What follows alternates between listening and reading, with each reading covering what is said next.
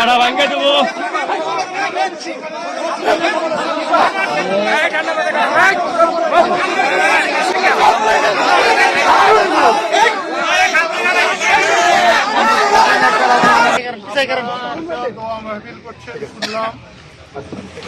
আমি এটা আজকে দুপুর পর জানতাম।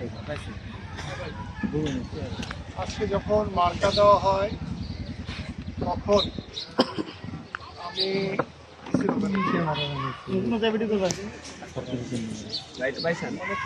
সামনে যান গিয়া সামনে যান গিয়া একবার দেন। এক সময় এই সখীপুরে খুব ভালোবাসা পেয়েছিলাম।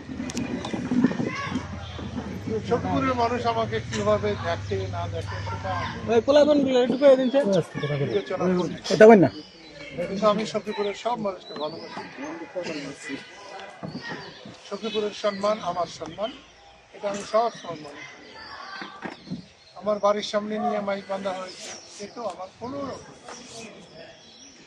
খালেদা জিয়া যে সময় মারা গেছেন তিনি যথার্থ একজন জাতীয় নেতা এবং তার সমান সম্মান নিয়ে এই দেশে আর কেউ মারা যাবে বলে আমার ধারণায় নাই। আমি তার জানাজায় গিয়েছিলাম, কত লোক হয়েছিল এটা কারো পক্ষেই ধারণা করে বলা সম্ভব। আমি আমার জীবনে কোথাও কত লোক দেখিনি। আপনাদের সম্মান জানিয়ে আজকে মিটিং কালকে দিয়েছি। যদিও আপনাদের আপত্তি থাকে কালকেও বাধা দেবেন কোনো, আমি চাই সুস্থ সুন্দর নির্বাচন হোক, মানুষ ভোট দিতে পারে, আপনারা ভোট দেন। এতে যদি আপনাদের জন্যে আমাদের কিছু করতে হয়, আপনাদের পাশে থাকতে হয়, যেতে হয়, আমি সেটা জানি। আর একটা কথা আমি বলে শেষ করছি, আমি কখনো বুকের ভিতরে কথা লুকিয়ে রাখতে চাই। ঢালাইয়ের সেরা প্রিমিয়ার সিমেন্ট। আমি আজকে 10-15 বছর যাবত আমি খুব কষ্টে আছি। সে কষ্টটা হলো আল্লাহ তাআলা কোরআনে মজিদে বলেছেন যে আমি মুনাফিককে ক্ষমা করতে পারবো না। আমি ছেলেবেলায় লেখাপড়া করি নাই, এখন আমি রাস্তায় পড়ে থাকা কাগজ আমি পড়ে দেখি, একবার চেষ্টা করি। আল্লাহর বান্দা কাকে আমি শত্রু মনে করবো? আমি সবাইকে বন্ধু মনে করি, সবাই দোয়া করি। সেই মুনাফিক যে মনে মনে ভাবে এক, ওকে বলে আরেক, একেই বলে মুনাফিক।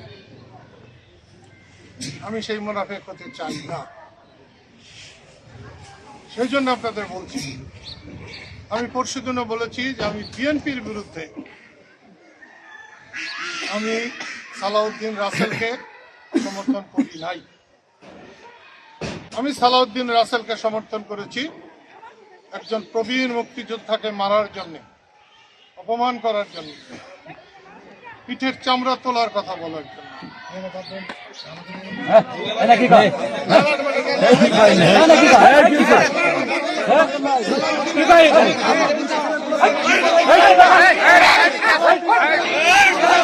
বেড়া ভাঙ্গে দেবো।